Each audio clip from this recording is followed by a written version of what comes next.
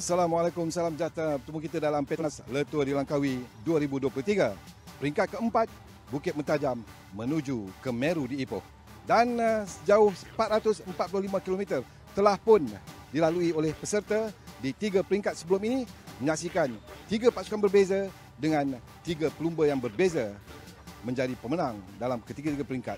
Tetapi semalam kita melihat Josh Jackson dari pasukan Bolton Equities Black Spoke memenangi perlumbaan, entah dari mana datangnya, dari kelompok, kemudian memintas pelumba-pelumba lain yang mendahului perlumbaan 5 km di sasaran akhir. Dan hari ini, apakah kesudahan bagi peringkat keempat di Meru? Sama-sama kita nantikan. Teruskan bersama kami di Petronas Le Tour di Langkawi 2023. Beat the Heat.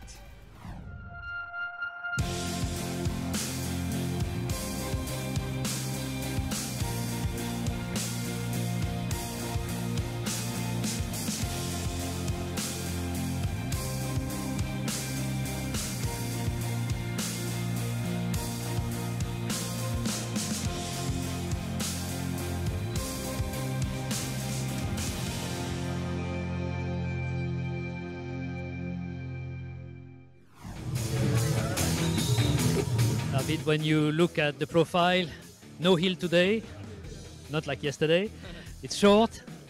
Is it like a perfect stage for a sprinter of your type? Well, I also like to have a little bit more hilly sometimes when I'm good, but this is fine. Like, I think it's going to be a sprint, so every sprint is good for me. So, what can be the impact of the last corner in your rivalry with Gleb Syriza, who is a totally different type of sprinter? yeah, it will be. I think it might be a sketchy corner because everybody wants to be in position at that point, and also me. And we're gonna see what happens. It's gonna be exciting to see to watch for sure, and for us really stressful. But yeah, we're gonna see how it will develop after the corner. That's the most important thing, to be in position there. In the field of Le Tour de Langkawi, is it a big advantage to have specialized riders for sprinting like you have?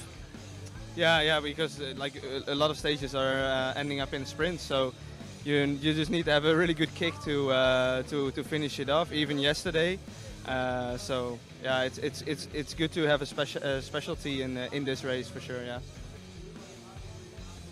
The day after the win, what's the feeling? What's the predominant feeling? Yeah, we're still really stoked, really chuffed to get a win, and we'll go again. Still 5 more stages to get another stage. A sprint stage, but a different sprint stage, isn't it? Yeah, definitely. This is pretty flat, and there's lots of more flat stages, so it's like a more pure sprint. But if I can get on the right wheel and then sprint, we can have a shot for it. With more people fresh for sprinting, what will be your tactic? Today it looks like it's really wide roads into the finish, so maybe like leave it late, just come with lots of speed, and then just hope we can get on one of the fast guys' wheel. Where do you want to be at the last corner? I think we need to be in the top 10, top 5, I think, up there, and then just go as hard as possible.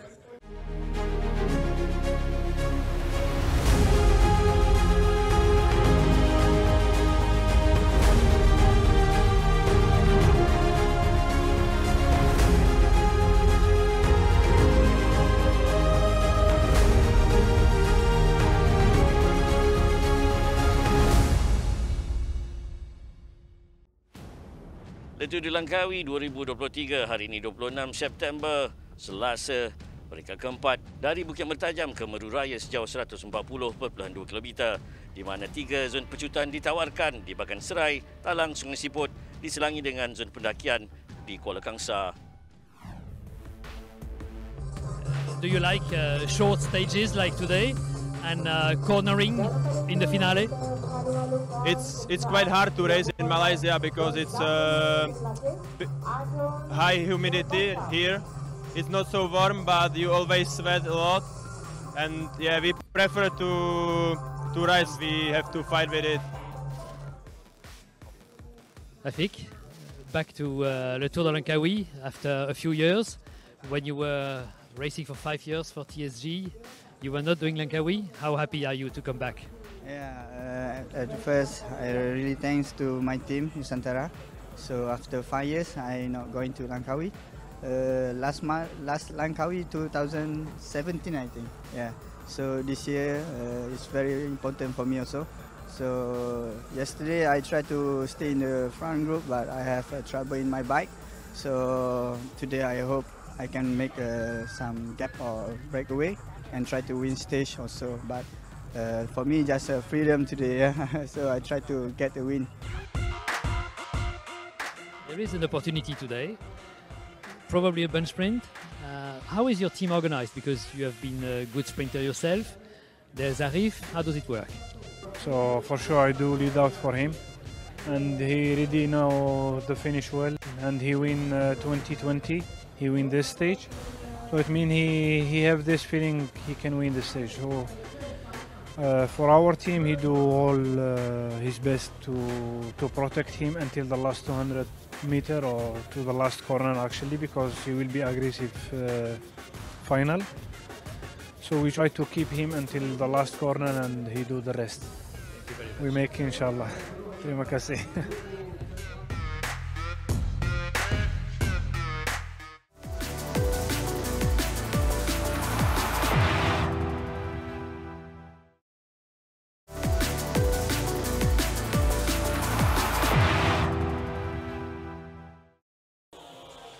Selepas pendakian naik turun dari Jeli ke Baling di peringkat ketiga semalam, hari ini lebih landai peringkat keempat dari Bukit Mertajam ke destinasi Meru Raya di Ipoh. 3 pecutan dan juga 1 pendakian yang ditawarkan untuk peringkat keempat sejauh 140.2 km. Tepat jam 10, semua 121 pelumba memulakan aksi.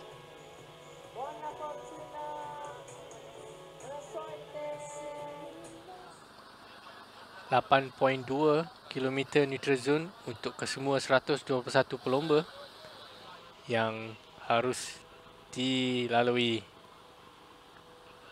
Keluar daripada Bukit Mertajam terus ke Simpang Ampat ke Sungai Bakap. Masih lagi dalam neutral zone. Pelumba bagaikan sudah mula tidak sabar untuk meneruskan aksi 140.2 km, di mana mereka akan menemui pecutan yang pertama di Bagan Serai di kilometer 38, diselangi dengan pendakian pertama di Kuala Kangsar, pecutan kedua di Talang, diikuti pecutan ketiga di Sungai Siput. Para pelumba baru saja dilepaskan pada 0 km jika kita lihat sebelum ini di peringkat pertama dan juga kedua serta ketiga mengambil masa yang lama untuk membuat pemecahan, tetapi untuk peringkat keempat ini berbeza. Terdapat 8 pelumba cuba membuat pemecahan awal, termasuklah Afiq Uzni daripada pasukan Nusantara. Masing-masing pada awalnya bagai memulakan strategi mereka, menyaksikan kelompok lebih kurang 12 pelumba cuba memisahkan diri dari peloton.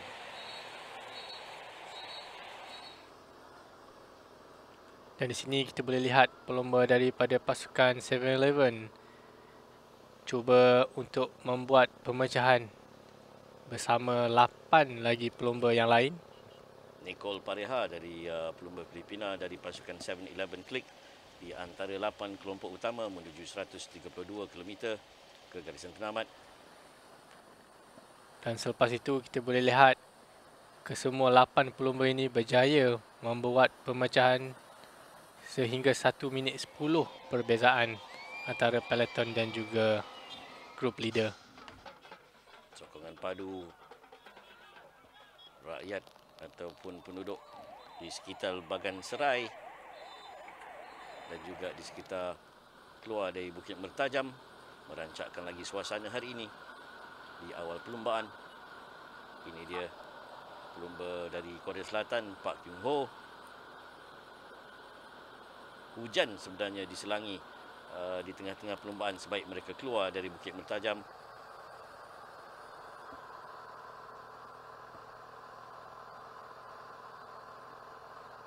Selain Yung Ho, beberapa pelumba lagi seperti Afiq Husni Othman dari pasukan Nusantara Cycling Team antara yang turut menyerlah pada aksi perlumbaan hari ini.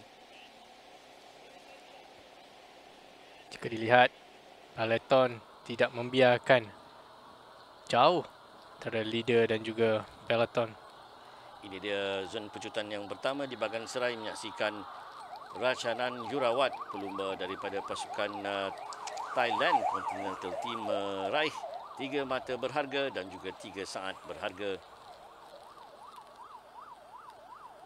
Yatan sudah sekali cuba ingin mendapat 3 mata penuh ini kerana akan menempatkan beliau di kedudukan jersey Asia yang terbaik. Hujan mulai turun agak lebat. Bagaimanapun keseluruhan 121 pelumba dengan gigih terus meneruskan kayuhan. Masih lagi berada di dalam kelompok 8 utama. Nicole Pareha, di mana kita lihat pelumba dari Astana, Leonardo Basso, yang cuba mengawal kumpulan peloton.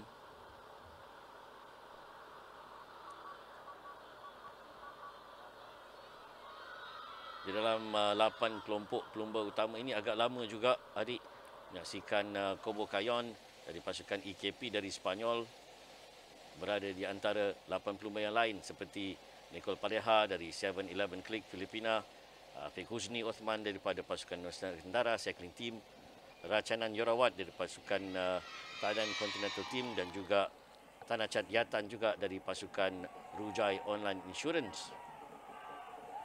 Baki 94 km menuju ke Meru Raya.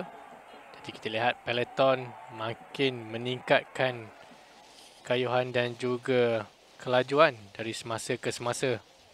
Ini dia Thanachat Yatan dari pasukan Rujai Online Insurance dari Thailand.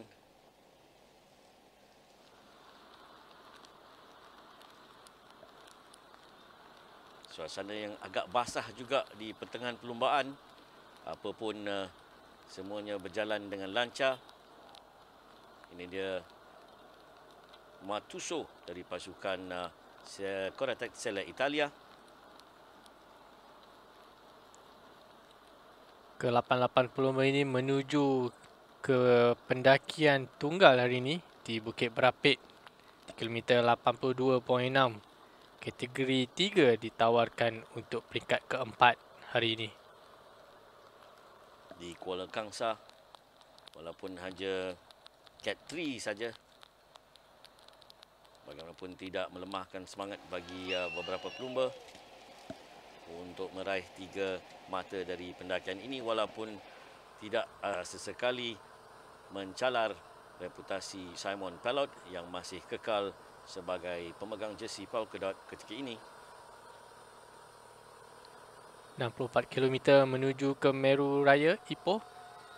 Kesemua 8 pelumba ini masih kerja keras untuk memastikan jarak gap time antara leader dan juga peloton masih jauh.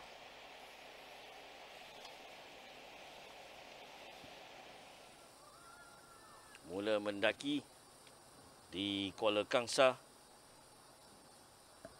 bakal menyaksikan perebutan mata untuk Cat 3 ini, menyaksikan pelumba Korea Selatan Park Kyung Ho dengan santai meraih 3 mata, diikuti Nicole Pareha dari pasukan 7-Eleven, diikuti Thanachat Yatan di tempat ketiga.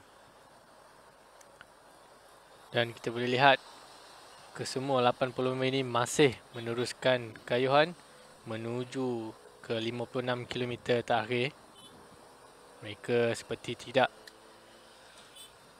menurunkan kelajuan kerana kayuhannya amat konsisten di baki 52 km yang terakhir ini. Hujan mulai berhenti walaupun tidak melunturkan semangat Cobo Cayon di situ. Begitu juga pelumba tunggal dari pasukan Giant iaitu Deng Peng Hai yang secara berseorangan belum untuk pasukan mereka hari ini.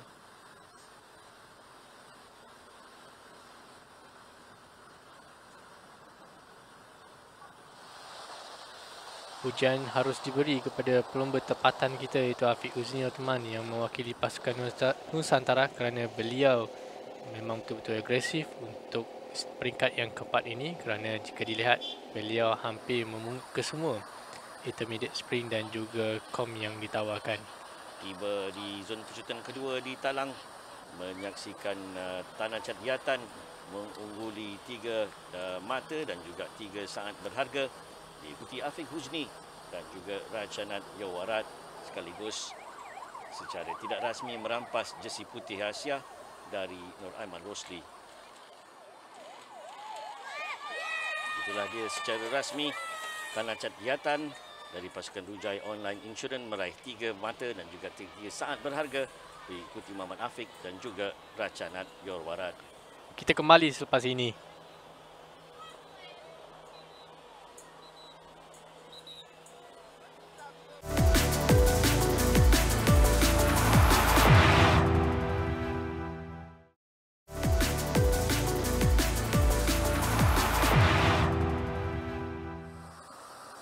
Segalanya semakin hangat menuju 28 km menuju ke garisan penamat. Kita lihat Fabian Reni Medwi, pelumba Rujai Online Insurance, berjaya memecahkan diri dari peloton bersorangan, cuba catch up dengan pendahulu kumpulan.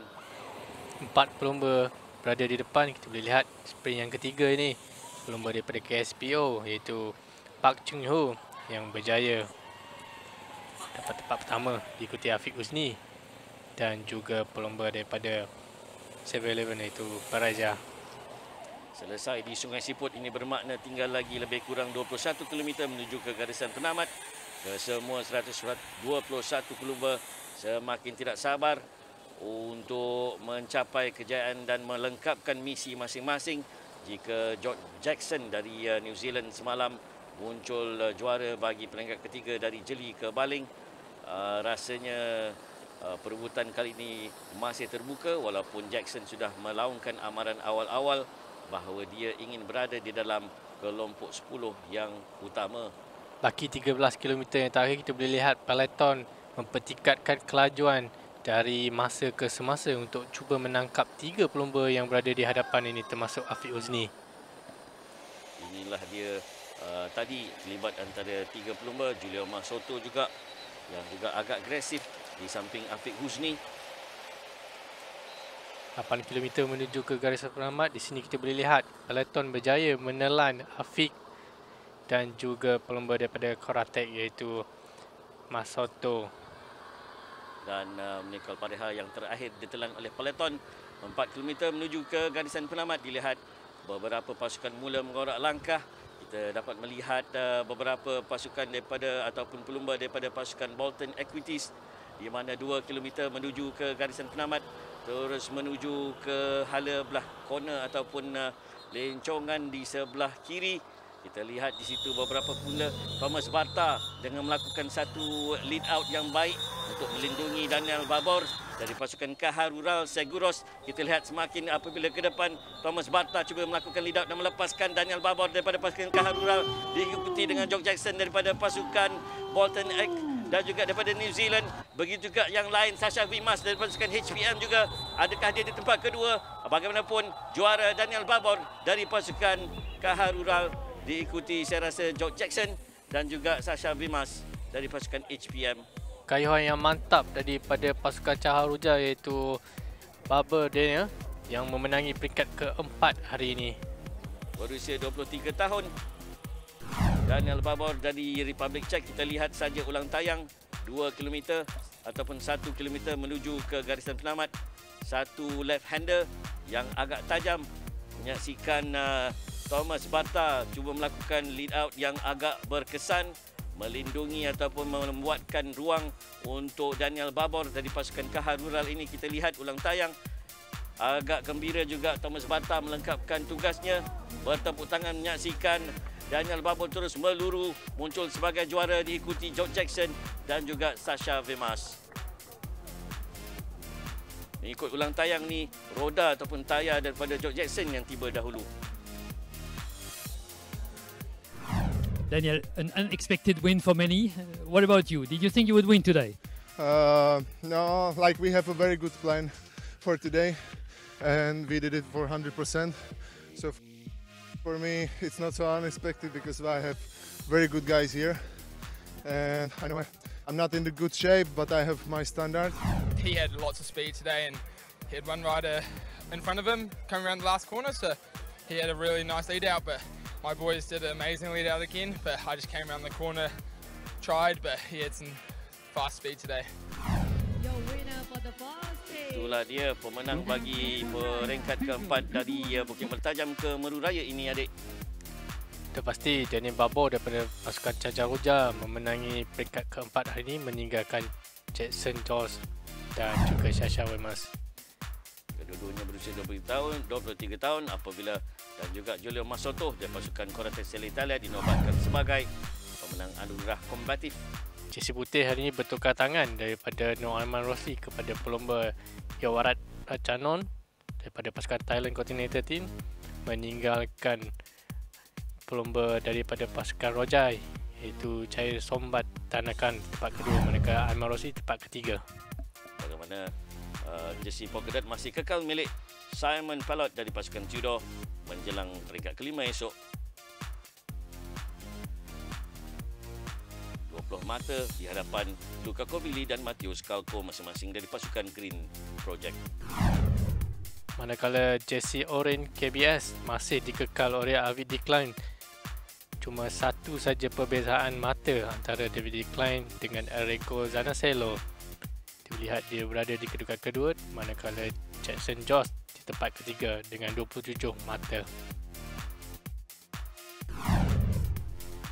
Tempat kedua bagi George Jackson, menyaksikan beliau merampas jersey pendahulu keseluruhan menuju ke peringkat kelima esok.